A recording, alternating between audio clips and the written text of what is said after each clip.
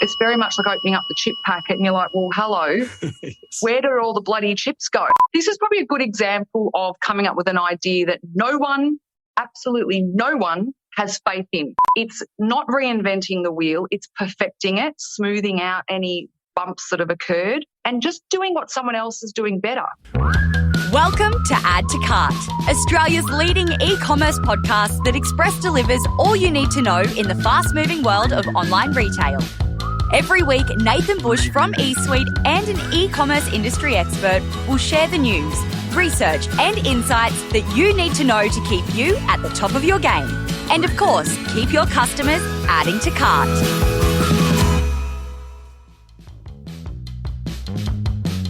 Hello and welcome to Add to Cart. My name is Nathan Bush, host of Add to Cart and director at e-commerce talent agency eSuite.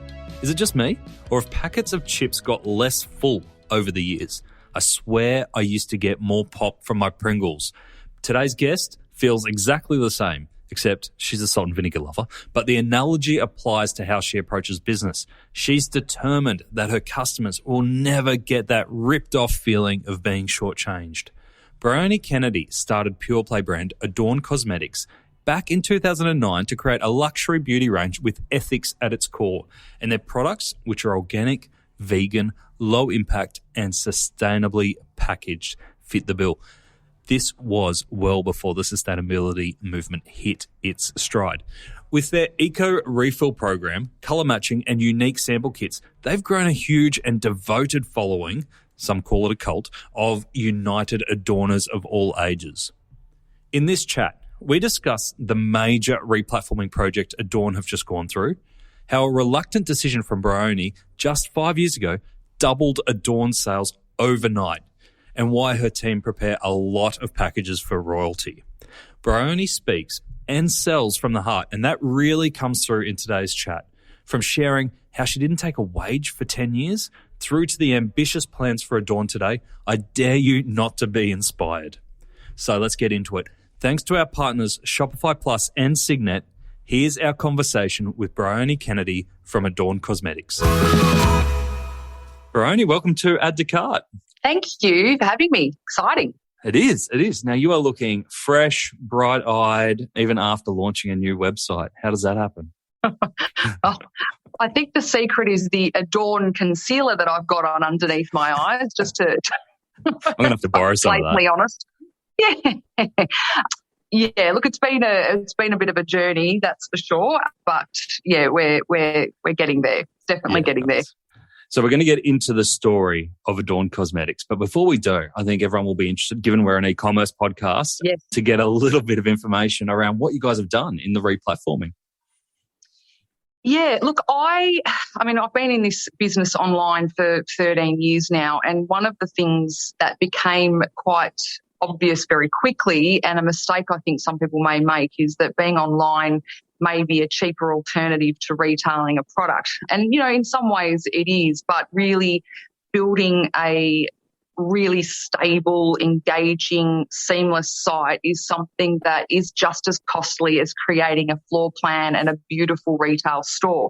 Not something I realised until I had my foot too far in to get to step back out again. But yeah, it's very much worth it though. And of course, what I love is that where a store, you may not be able to track as well what's going on, obviously with a good e-commerce and good platform you can. So for me, I've had different platforms along the way. The one we were on was on the unpaid Magento back end. I'm surprised, as is the new platform, that we've survived as long as we have on an unpaid Magento platform. But it just became obvious that we were starting to get a lot of glitchy issues, and it was simply because we were obviously adding in all of your plugins and your bolt-ons and all of that sort of stuff, and it was just really starting to cause a bit of havoc in the coding. And a bit like a needle in a haystack, when that starts happening, you just kind of don't know where it's happened. So we just reached a point 12 months ago where we thought this is something we really need to invest in. And prior to that, we probably really couldn't afford it. And if I'm really honest, Adorn really has found its feet over the last 5 years. The first 13 years in business, but the last 5 years we've really found our feet. So it kind of all happened at a right time. We needed it, we could afford it, because it is a very costly exercise, but one that I know will absolutely prove to be worth it, just because of the seamless transaction side of things, the artificial intelligence that we can pop into the site, the reporting, so important. It's great to know when things are going wrong and why, and fixing things. But, for me, what's super important is, why are things working? Like, once you get something working, how do you emulate that and replicate that? That's, it's a bit the same adage of, if you keep an existing customer happy, they're going to spend more money, and it's a lot less effort than finding a new one. And the same applies with your website and the reporting. So the Magento paid back end, obviously with Adobe. So that relationship I found really a good one. They've been very involved with each step of the way. And of course, I think there's a lot more for us to play with, which is what I'm excited about.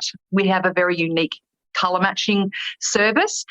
So of course, something that's had to be built on the wish list, Yep. but of course, really quite custom made. And obviously I can have multiple wish lists on the paid versus non-paid. So one of those wish lists is being custom, or has been custom made to really tailor towards this service around custom matching. So someone uploads a photo, we colour match them with real people, and then we're able to select the products that would suit them. They receive an email, etc., and then they can add those to cart. So I think the individualised nature of how we can give customers access to various things along the way, their whole journey, feels very personalised, I think from their point of view. And also the page clicks, so much quicker. Wow. I think, most of the pages can be sort of reached, in half the time that they were before, because the back end of the old Magento platform was just bogged down with all of those plugins and, just not working efficiently. Yeah. I guess it's expecting Ferrari speed out of a Datsun, and, you've added all the bells and whistles and it just bogs it down. So super happy with how it's going and what we are going to be able to do with it moving forward. That's brilliant. So developing custom experiences is still really important for you. You didn't want anything kind of just off the shelf. Absolutely. And look, one of the things that I guess was the big bottleneck for me when I started was that, 13 years ago, it was unheard of to buy cosmetics online. It would be like, no way, I'm not doing that. I want to touch, feel, see, smell it.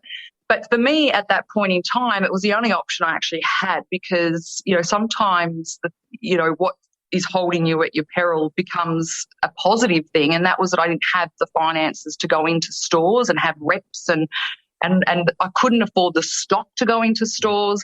So for me, I thought I need to do this in a way that I can obviously control it. And that's really how the evolution of working online occurred for me. But it also occurred that this is such a personalised product that it's not about just getting the right size for a piece of clothing. It's so tangible in that, what foundation type, what colour, it's personal preference, all of these things. So for me, it was about bringing in that personalised service around sampling, so the samples on the site, the colour matching, of course, and, having things like the live chat feature. So if someone doesn't want to talk, they've got that opportunity. Of course, they can email us. Of course, they can call us. But just having that real live interaction with us also is super important. And what I'm excited about moving forward is, in a couple of months' time, is looking at the artificial intelligence side of things, because our spectrum of audience is so large, and there's two main audience sizes, and there's, there might be a few % different between the age groups, and it's almost negligent. So we've got quite a big demographic. And that being said, though, if we're promoting we never promote anti-aging, but if it's some sort of hydrating product that's more geared towards a more mature woman, it's probably not going to be something that a younger girl's interested in seeing. So the AI, artificial intelligence, for me, is so important, because every step of the way customers are going, or consumers going to feel it's personalised. So it will know okay, well, when I go on there, my age based on my footprint, what to show me at the front end. So when they land on the homepage, they're not going to show me, acne products. They're going to show me something for a more mature woman, vice versa. Someone who's a bit younger, they'll be able to see the acne products. So that's super exciting for me because you've got a nanosecond to catch someone's attention, however they found you, whether it's Facebook, social, YouTube, whatever. You've got a second to catch their attention. They're not even. And then when they get to your site, again, they're so time poor that if that landing page is not specific to them and their needs, you've lost them. Yeah. So I'm super excited about what this means to move forward with all of this AI.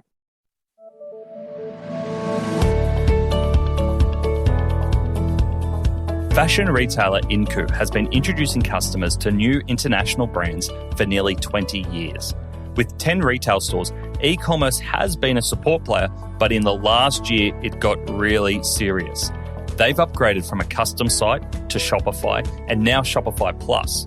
Inku sales have grown nearly 300% year on year. Shopify Plus features such as Launchpad for automation, Flow to manage nearly 2,000 SKUs, scripts for customization, and Shopify Plus's merchant growth model have all had a compounding effect.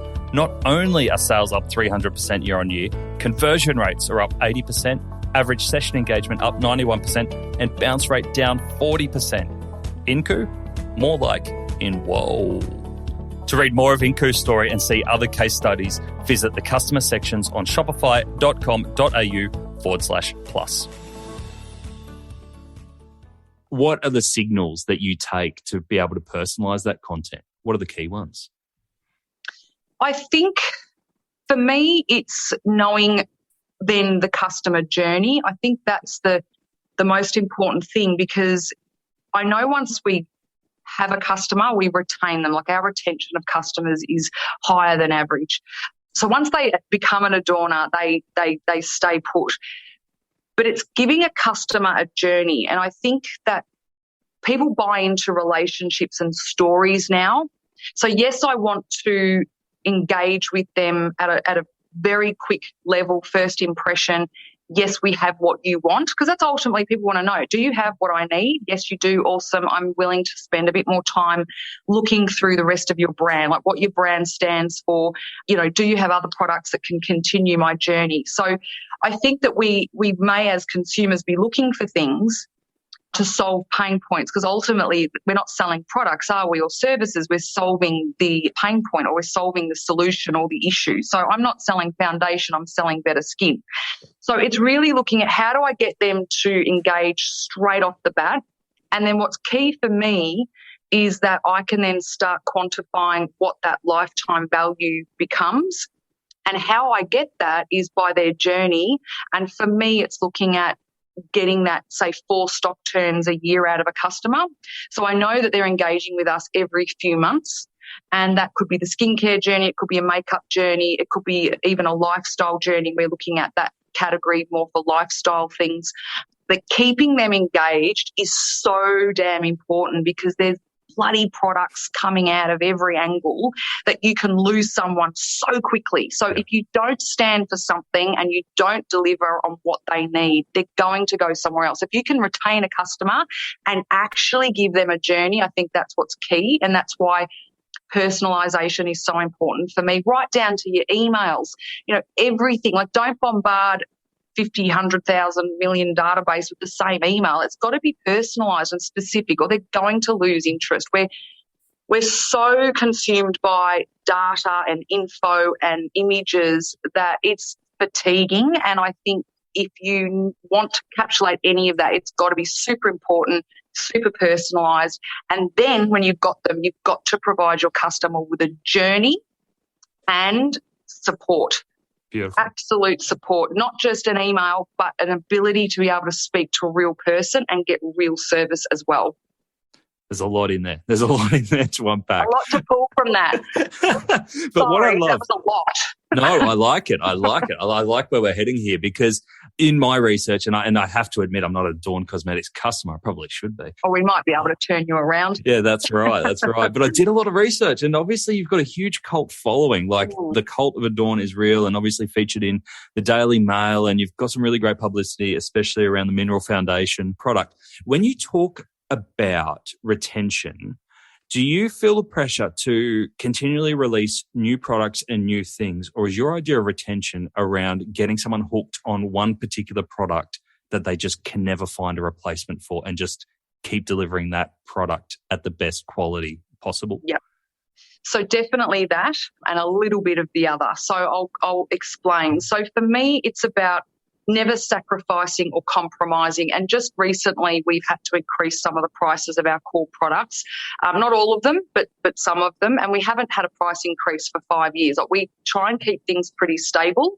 And we can do that because of our ethos around providing naked products. So what that means is we don't spend money or waste environmental resources by putting products in boxes that you'd throwing out a second later, or soap you just don't need that. You get the product and that is it.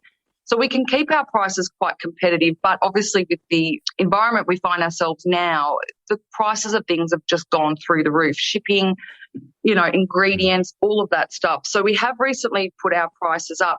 And the reason for that is I just will not sacrifice on the quality of the product. To me, what I find even as a consumer is that I have been on a journey with brands myself, not cosmetics, of course, but other brands where I've fallen in love with things and then all of a sudden they're not my go-to anymore because the quality's just fallen down. And it's, maybe the price has been the same, but the quality's fallen down. So rather than put a price up, they've sacrificed the quality. Maybe they're doing it for margins. I don't know. But that is... For me, you just lose your integrity as a business because I don't like being taken for a fool. And I feel as a consumer, that's what you feel like, that the brand thinks you're a fool. Yeah. It's very much like opening up the chip packet and you're like, well, hello, yes. Where do all the bloody chips go? Do you not understand salt and vinegar in my life? I want the extra 10 chips. Like, seriously. I will notice. Yeah. I would have preferred to pay more to get what I want, what I have always fallen in love with. So I think always hold your integrity and never, ever be prepared to sacrifice on that because your customers will notice. Yeah. They really will. And if you're a brand the way I see Adorn, and that is that we are the Chanel of the natural world. We are not a brand that's going to be discounting left, right and centre. We're not going to be bringing in new things all the time. We are going to be a staple and one that builds trust so that you as a consumer, when you fall in love with something, you know that it's always going to be exactly that. And unless we've notified you differently through emails or campaigns, it will stay the same. So it's that trust. And I think that's so important. And the reason I believe we've got such a cult following now, and it's probably not a great word, but it's that's what it is. I mean, we've got 5,000 women or more now in our private Adorner group that are just the most loveliest, kind, obsessed adorners that you'd ever, they're just bouncing off each other, showing each other their makeup tips and ideas. They're sharing other things, lifestyle, when they're up, when they're down, when they've had something amazing happen in their life. So it's gone beyond makeup. The makeup has become the medium for the consumers to get together and create their own community. And when you create that they become your soldiers. They start talking about your brand for you. But to get that initially, you must have integrity, trust, and you must prove to your customers that what you say is what you're delivering. And when you get to that point, it's so much easier to bring a new product in without selling it. They just know Adorn's going to be cruelty-free. It's going to be vegan. It's going to be allergen-free. It's going to be Australian-made. It's going to be minimal packaging. It's going to have a refill. They don't even read up about it. They just buy it now because there's that trust there. So when I started the brand, I really wanted it to be a tried and true, staple, evergreen brand. It's got all, and most of what I call our core range, the stuff that turns over more quickly, like your foundations, have been with me since I started. So I had those created right at the beginning. They're still there. They've never changed. We've added shades in, but that's about it.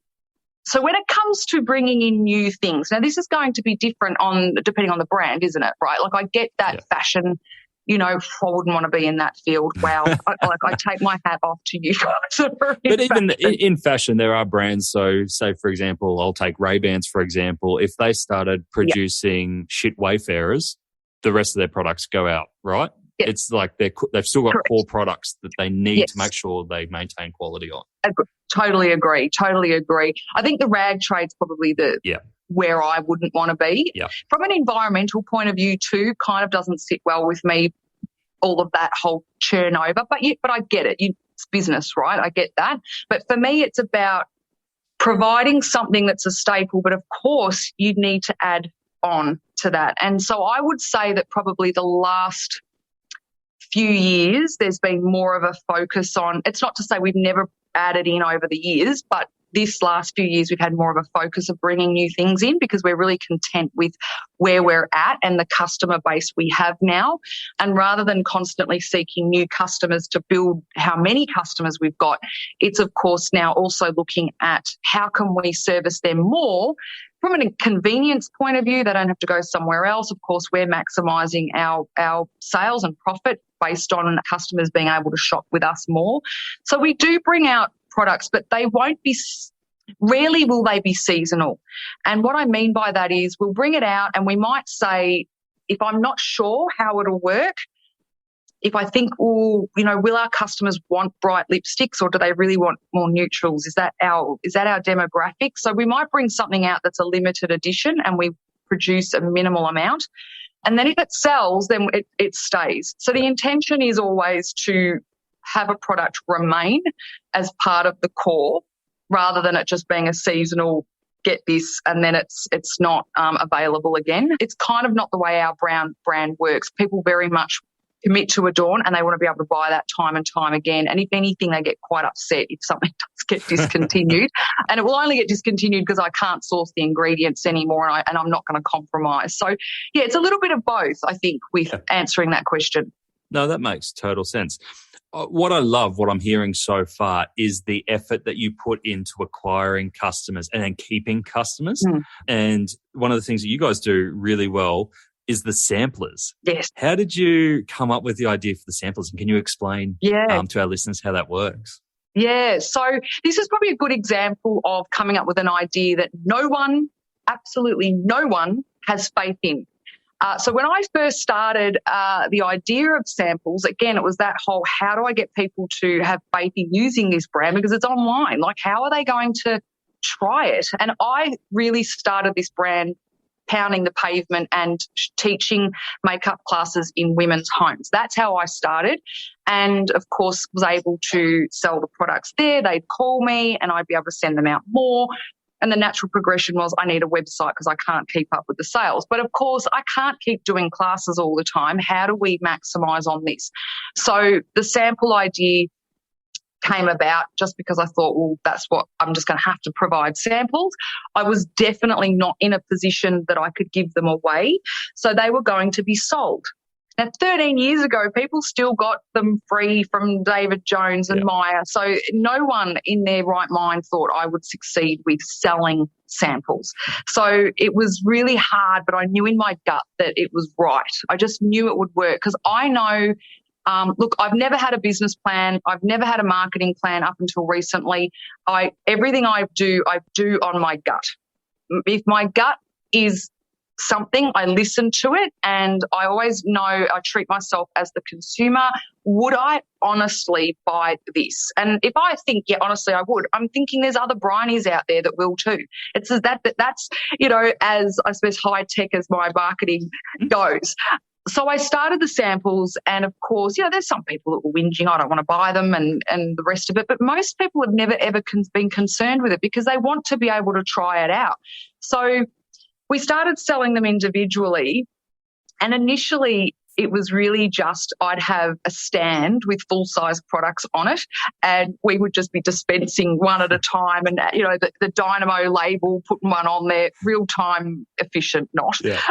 That's how we created them, because I just didn't know if they were going to work. Where now, of course, it's much more sophisticated, and, you know, there's thousands of samples being made by machinery.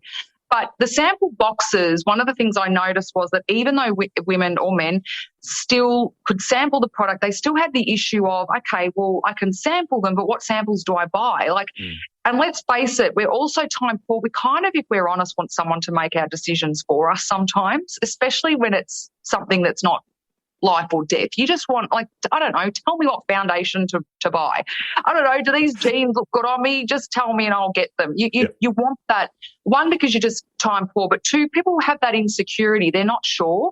So I thought, okay, well, if that's then they're having to make more decisions, it's less sales. So the more decisions your customers have to make, the less sales that's going to equal. So that's where the sampler boxes, so the ultimate complexion, we did have a foundation box for a period of time. We've got a skincare box, and all you have to do is just select whether you think you've got a light, medium or a dark skin, and then in those boxes there's about 4 or 5 different shades that fit into each.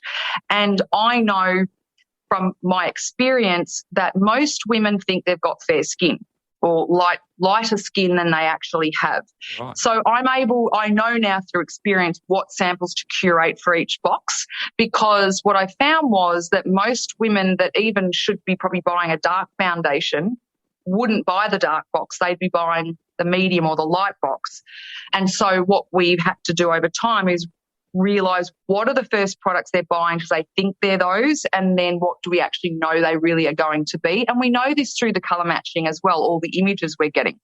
So we put the colours in there that we know they think they are, and then the ones we know they're going to be. It's a bit of that. So they're not predetermined boxes? They're predetermined boxes. They are predetermined. Yeah, okay. We just know now after, you know, like we used to have I think we had 5 or 6 from memory. Now we've just got 3. Yep. Because over time we've known exactly what shades are the most popular and the shades that women commonly pick, but also actually they're not, and the ones they really are. So and it's a soft way of getting them to try something else. And one of the things we also do as a follow-up from the samples is that before they receive the box, there is a video emailed to them about, you know, this is what you're getting, this is how you'll use it, how exciting. So we're holding their hand every step of the way. After they get it, they'll receive another one. And then if they haven't purchased, there's a follow-up where we offer a couple of free samples complimentary if you've still not found the right colour. Because often it's just that their needs haven't been met. It's not necessarily because they don't like the brand. It's because maybe the colour isn't correct. And that, again, it's just that holding their hand and building that relationship every step of the way. But the samples have just been the absolute establishment of this whole brand. Like without a doubt, we wouldn't be where we are without having those in place. And to this day, we sell hundreds and hundreds and hundreds of thousands of them. Like, it's just phenomenal how many samples that we sell. And do you measure the conversion rate or the lifetime value of the customers that start with samples? Yes, we do. And I'll have to be honest that's been very tricky with the old Magento platform. As you're probably aware, the reporting's quite minimal there. So there was different reporting software that we used. It still wasn't super accurate. So I'm hoping moving forward we get a better understanding of that. So what we did to counteract the conversions was we implemented, of course, the follow-up emails with codes. So we would know how many people converted based on the amount of codes that we had or had been used. And, of course, the lifetime value is a bit easier because you've got Google Analytics and things like that. So, again, our conversion rate is very high, and I've been told it's higher than the norm, which I think is amazing. Yep. So I'm really super happy with that. But I'm kind of thinking it might even be more so than what it is once we can get some actual data, which is the new Magento paid platform. What we did notice, though, over time with the samples is that we were putting too much in there. So I would say maybe the first 8 years, it was really trial and error. And discovering through the cult adorners that some of them had sample pots from like a couple of years prior that they were still using. And that's fabulous, but it's also not. A business can't survive on people just buying samples. So we have had to really, pivot and be quite dynamic around how we do things, because just sometimes things last way too long. And ultimately the goal is to give someone a week's experience out of it, and that's it. Anything beyond that and it's too much. So I think that's a lesson that I learned, is that there's a fine line between not giving them enough but also giving them too much. Yeah. And that's something that, with a bit of research and trial and error, we discovered. But it sounds like in this whole ecosystem that you've created here, this whole community, that you've really taken control and you're not relying on channels like Instagram. And obviously they have an input, but everything is about having a direct relationship with your customers, whether that be the Facebook group, it's the personalization of the messages, it's using samples to acquire new customers rather than having to pay huge acquisition costs. Yes. At the same time, you've said that you don't have a business plan. It's amazing that that you've used your gut feeling to get into this direction. Where do you go for inspiration and to make decisions? Disclaimer, I don't want anyone to just think they can start a business and not have a plan, okay? Like, I'm not responsible for anybody. But look, for me, I had my very first business when I was in primary school. I had a profit and loss book. I've still got it. From then, I think it's just the way I'm wired. I'm very good at coming up with ideas. At business, I love it. I love the challenge of business. But more importantly, I love the challenge of creating that relationship with customers. I find that whole psyche really interesting, what makes people tick, what makes someone commit to you, the brand. And so I find all that stuff really interesting, genuinely. I also love numbers and figures. So I think that my advice to anyone would be that, yes, listen to your gut, but always understand the numbers, because yes, you might have a really good idea, but possibly no money to back it up. So be sensible about it as well. And, I have always made a point of understanding financials and reporting so that I have ultimately the end say. So I'd love to know myself how because then I could probably bottle it and sell it, but I just wake up with ideas and think, okay, this is a really good idea. Or I notice something that maybe I'm doing and taking it for granted and thinking, hang on, this could be a product. But also I just look at the things that I think cause me issues. So it really just comes back to me thinking, okay, well, I don't like, believe it or not, going into shops. I hate it. I buy everything online. So for me, it's a time thing. I just haven't got time for all the fluff. So I think, but then how do I know it's going to fit?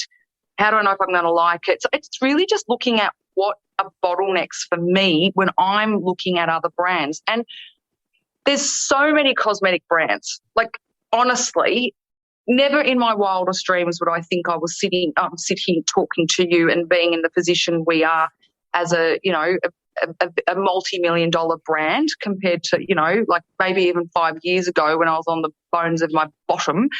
But even when I started, everyone thought I had rocks in my head because there's so many other cosmetic brands.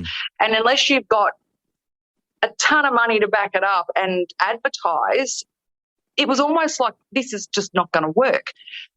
But for me, I guess it's really about the small steps along the way. It's not reinventing the wheel. It's perfecting it, smoothing out any bumps that have occurred, and just doing what someone else is doing better. It's really all it is. I mean, often you could start the same business as somebody else and just provide better service. Yep. Probably all you need to do. We've all had experiences that are quite shit. And I just think, God, if we could replicate that and just be good people to the customers, we'd have business coming out of our ears. So that's how I look at it. One of the mottos we have here is that any of the parcels that go out, if you wouldn't give that to the Queen, it doesn't go out. It's as simple as that. If you wouldn't be proud to hand that over to her, it's not happening. And don't treat a customer any differently to how you would expect if you were on the phone. So the girls in customer service have got free for all, really. It's all down to what they think. Thank goodness we don't have many complaints. It's usually just a postage-related issue. But I always just say to the girls, if in your mind this was you complaining, and you feel that the result or the standard is unreasonable, don't do that. Do what they say. If you think that it should be replaced, replace it. Yeah. It's really that simple. Just treat people the way you want to be treated, not just a number. It's very, very simple. And you end up with an absolute, as we've discussed, a cult, an army of people that are singing your praises because you've actually validated them as being important. And that's all we want, is to feel important and feel that, the money I'm giving you, I could have spent with anybody. And to me, I genuinely appreciate the fact that of all of the brands, they've given me their money, not someone else. And that's, I think that's a real testament to any brand, that if someone's picked you, like, you should be proud of that, but also honour that because they could have given it to someone else. I love that tip around give the experience that you would expect yourself. And I think it's so easy, especially as you get into an organisation, whether as a founder or as an employee, to easily look at experiences and complaints from customers and go, yeah, well, that's because our piece of technology doesn't allow us to do this, or that's the way our courier system's set up and that this courier doesn't do that. And you go, it doesn't matter to the customer. If it's a shit experience, it's a shit experience. You got to take ownership of it. Correct. And if you know they're going to have a shit experience and it's out of your hands, pre-warn them. Email them and say, post is just atrocious right now, but we still aim to dispatch within the first 24 hours, get blah, blah, blah, blah, blah. Let them know so they can make this educated decision. Have it as a pop-up. We're experiencing delays, or, like, one of the things that we're really honest about is, as we've been growing, it's been hard to look at exactly the volume of products to have, because for me, I'm always about having fresh products because it's a natural product.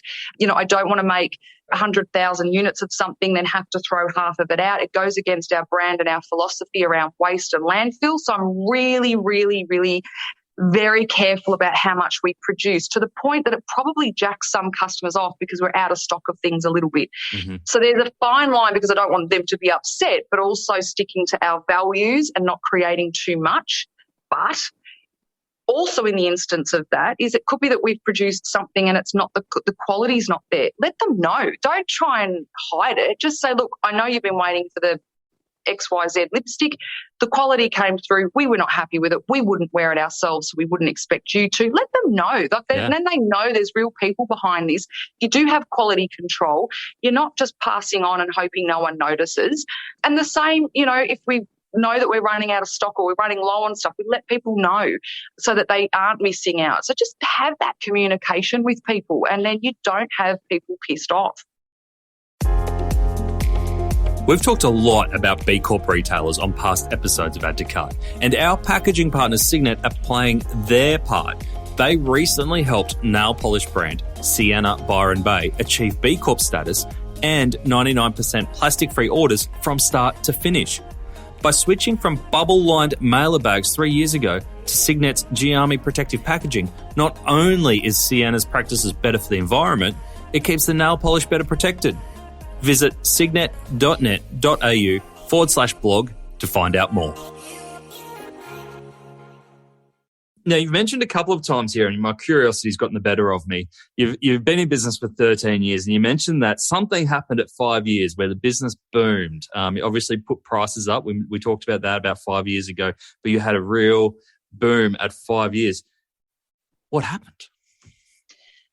Look, when I first started Adorn, I did not want to be the face of the brand. Like, I felt that whole thing was a bit vulgar. Like, I just didn't want to. That's not why I started it. I didn't want to be Miss Model on the. Like, that's not what I was about. I just wanted to create products that I wanted that met my ethos around natural and the environment. So there was a few things I did initially just because I couldn't afford bottles, but I never wanted to be anything other than just the odd face here and there. So I felt, and it was wrong, that the products would stand on their own 2 feet and that they were that good and that accredited, like we're the most accredited Australian brand there is for colour cosmetics, that should be enough. So, and I guess there's always that imposter syndrome. When I started, it was very much Vogue magazines and it was still very, manufactured, beautiful, cut and paste imagery, like edited to the point you don't look like yourself anymore. So it was very different, and I didn't have the funds to do that. Like, I didn't have the funds to have those photographers and to do all of those things. So for me, I just felt like, well, if I can't be them, I won't do any sort of advertising. So we got to around and running the business has always been hard. The business has always grown, and I guess that's always been the hardest thing for us, is that it's always grown, but we've always been cash flow strapped. And that's because of the amount of money you're pouring into products, you're reinvesting. And on a side note, I didn't take a wage for 10 years. Let that just sink in for a moment or two. Yeah, so that's belief.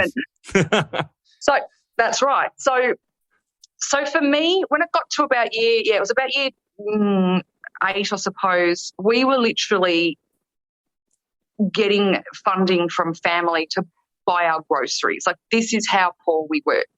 And it was so difficult for me because the brand was it was doing well, but it just wasn't it wasn't tracking as quickly as I would have liked. It was so frustrating because I knew everyone loved the products that was using them.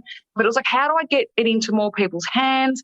Facebook clearly wasn't really a thing even 5 years ago for business. It was right on the cusp. So I was at a point where I actually had the conversation with my husband that I would start packing shelves of a night. He'd get a day job, and the little team that we had would just keep things ticking over until maybe we had to sell the business, or I don't know. We're just not sure, but we've got no money, and we are literally in dire straits. Like, do we go bankrupt? What do we do? This is just awful. And my biggest was, great, I've worked all this hard work. Someone's going to come in, take over all my good work. It was never about the business not being successful. It was about not having the cash flow to sustain it. Yep. So my husband, who had been in my ear for many years around me being the face of the brand, me representing the products, talking about them, showing them, he said, you used to do the classes and everyone would buy from you because it's just a lot of people like listening to you. Why are you not doing this for the business? And so I'd always resented, I didn't want to do it. And then I thought, what have I got to lose? Like, honestly, I'm literally about to lose my business here. How bad can it get? So I thought, well, this is the only thing I'm not doing that I can think that could maybe make a difference. I was still reluctant. I did my first video on precariously, had my phone hanging on the second story with the window ajar, so I'd have just enough lighting in so that it looked like I had the right lighting, and the crappiest bathroom you could ever imagine we were in at that point. There was echoing. I had no idea what I was saying because it was really hard looking at myself and speaking. Mm-hmm. It's difficult, as you probably would know. It's like your brain's having a delay. Yep. So I said about 50 times. It was the worst video ever. And there was 2 more like that I did that week. But I look back and I now like to say that the first few videos I did definitely made the first few million for the brand. Wow. So sometimes the worst thing that you can do ends up being the best thing ever. And for me, it is testament that if you are just unsure, just get out and do it, because these videos were shocking. I'm embarrassed by them. And there is that saying too, if you've entered the market and you're proud of your product, maybe you've entered too late. So, I even look back at some of my packaging and I think, holy shit, why did anyone buy this? It's crap. Like, it looks crap. Honestly. So those videos were shit. I mean, in all honesty, they were crap. But I do remember specifically, because I could see the back end of Magento, the reporting, and when your cash flow's strapped, you're like ticking over, like refreshing every minute, just how am I going to pay staff tomorrow? How am I going to So I'm always checking sales. And one particular day, my mum was there, so this is about 5 years ago, after I'd done those videos. And I also sat down with my marketing team and said, look, there's something not right about the few videos we are doing on Facebook, because Facebook just became a thing for business then. It was still really raw, but people were starting to utilise it for that. And I just felt like there's something missing. And so we looked at all the ad sets, we went through them all, and I think we were just so close to the product that we were missing the point. We weren't sharing with our customers what the product really was. And we came up with the tagline, Adorn is luxury without the guilt. And it is. That's what whether you've got an issue with buying overseas, or whether it's landfill, or whether it's cruelty, whatever it is, it's a luxury product that you haven't any guilt associated with. So that was the other change we made. Within about a week, as I said, I was sitting there with my mum and I was refreshing the sales, and I thought, bloody hell, these bloody sales are being duplicated. There's something fucking wrong with Magento. Honestly, Bloody Magento. Bloody Magento, honestly. And so I went into the office next. I even messaged the girls and said, look, please check the sales when you're printing them out, because I think it's stuffed up and it's duplicating orders. And then I get the message before I get in that, no, they're all orders. And I'm like, what? This is not right. And then from that day forward, it never stopped. And it was the moment in time that really changed the business. Now, would that have happened without the 8 years of hard slog behind me and establishing the products, learning from my mistakes, making financial mistakes? Would have it turned around that quickly? I'm not so sure. Like, I think that there would have had to have been some element of the brand having you had all the pieces resources, in the right place, the right setup and you know, all of that. And also, being able to facilitate that growth, because you can grow too quickly and go out of business because you can't facilitate the growth. So I do think that, look, yes, while in some ways I feel like we've become an overnight success, where we were at that point were a 10-year overnight success. Yeah. And I guess the motto of all of this is that, you know, it's about refining the wheel, doing things better than everybody else. Simplest things increase your sales, but also having a story and putting a person or a persona to your brand, because everybody wants to look up to someone, not so that it's unachievable, but someone that they can relate to and that they feel that they could achieve something similar. And now, more than ever, we're in an environment and a society where people want raw stuff. They want to see your pimples. They want to see, you know, the warts and all. And like, to the point that even when I was on this trajectory of growth, I was like, how else can I communicate with customers? Now, I'm very time poor, as we all are. And one day I thought, there's a few things I need to tell everybody in the Adorn group. I haven't got time to fart ass around writing emails. I'm just going to jump on a live. I was in my bathtub, naked. And I thought, I don't know how this is going to go down. But my 3 boys, they're busy. They're not in my face. Yeah. I'm not at the office. No one's to bother me. Bugger it. I'm going to do a live to our audience and tell them all of the stuff. So it's now called Bath Time Waffle. Yes, I'm really naked. Yes, I'm really in my bathtub. And we sit there and talk about all sorts of stuff. And, you know, you don't get any more raw than that. People see me without my makeup. I talk about all sorts of things and they love it because they can associate their life to some degree, but deliver it with kindness and without judgment. There's also that, you know, you can have a very clear passion but also do it without judgment and accept that some people are not going to see things your way or wear things your way or want to do things your way as well. So that's super important as well.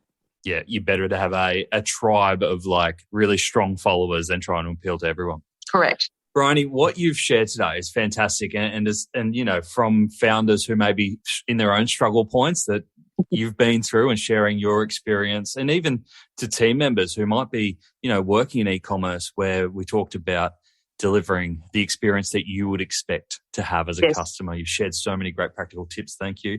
And I think from my own perspective, I might start bath time add to cart live streaming as well. Yeah. So our audience can look forward to that. Like, just the luxury of me in my bathtub, just live streaming. I'm absolutely sure get some conversions. Awesome. So what's next for yourself and Adorn Cosmetics? So we are very quickly running out of room where we are at the moment. So I think over the next sort of 12 months or so, we will be looking to move because we do have our own pick packing area. We do also have our own fulfillment area. So we do everything in-house. So we're becoming quite a massive team. So there's that, but also looking at global operations, so expanding the team to include some people that are quite savvy, because I'm also very aware of where my expertise doesn't lie, but also knowing that we need to go and look at global opportunities. So I will be looking at that. And we are looking at the opportunity of a retail concept store. And I can't tell you too much about that. Maybe you can have me back one day when I can talk to you about that a bit more. But I've had a really exciting concept that I'm working on around that is more about a destination and an experience than just coming and getting makeup.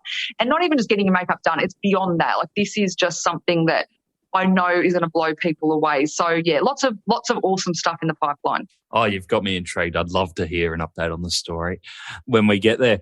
Now, if people have heard this and they want to get in touch with you or the Adorn team or just check out what you're doing, what's the best place to go?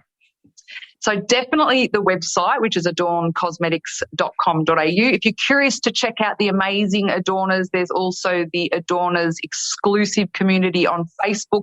You, of course, can find us on Instagram, even TikTok now. Who would have thought?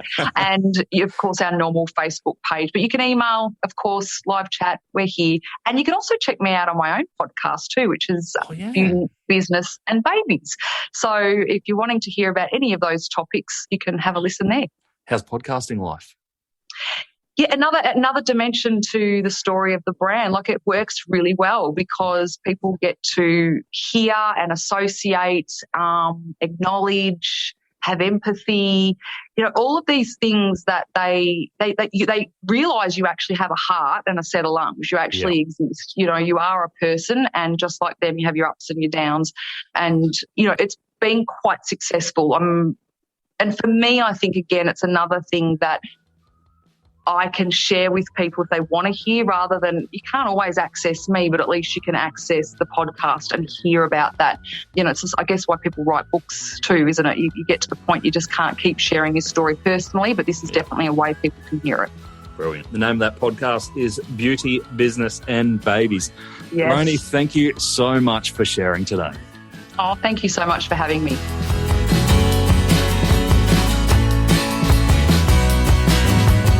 What an amazingly honest and inspirational story. I just really love that chat. And I have to be honest, I wasn't in the Adorn market before our chat, but I really want to stay in the loop with everything Bryony is doing. She's really telling it like it is. And, it's a journey that I think a lot of us really want to follow. Here are the 3 top practical takeaways I took from our chat. Number 1, don't sacrifice the quality of your base or hero products. There are things that made you famous, and they keep your customers loyal. By all means, experiment with side ranges, extensions, new products, but don't sacrifice the quality of your core product. And if you don't have a core range, you better find it. Number 2, Facebook groups. They're still a thing. Bryony shares how the Adorn Facebook group has gone beyond makeup and is now a 5,000 strong community to discuss all things lifestyle and life with like-minded people. That's natural community building at its core. And number 3, the quote, if you wouldn't give it to the Queen, it doesn't go out. Don't make up excuses if your experience doesn't live up to what you would expect yourself as a customer. Don't compromise on the customer experience. It's an all-day, everyday effort, but make sure you put yourself in the shoes of your customer. Would you accept what you're giving them? To finish up, I have 3 resources for you. Firstly, if you're a first-time listener of Add to Cart and you want to stay up to date with new episodes, head over to addtocart.com.au and you can sign up for our weekly newsletter.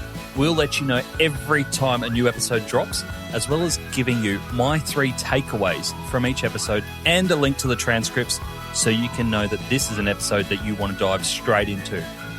Secondly, if you want a weekly roundup of the best e-commerce case studies, tools, and research, sign up to the High Five Friday newsletter, which is delivered to inboxes at 8 a.m. every Friday morning. I read all the e-commerce news and send you the bits that I think you can take action from. Sign up at 12high.com.au/high five. And the last thing, if you are looking to explore your next e-commerce opportunity, head over to esuitetalent.com.au. We are a dedicated e-commerce talent agency connecting the best e-commerce talent with the fastest growing brands. Check it out, sign up to the email, and get in touch with me if you want to discuss your next move. Until next time, thanks for listening and keep those customers adding to cart.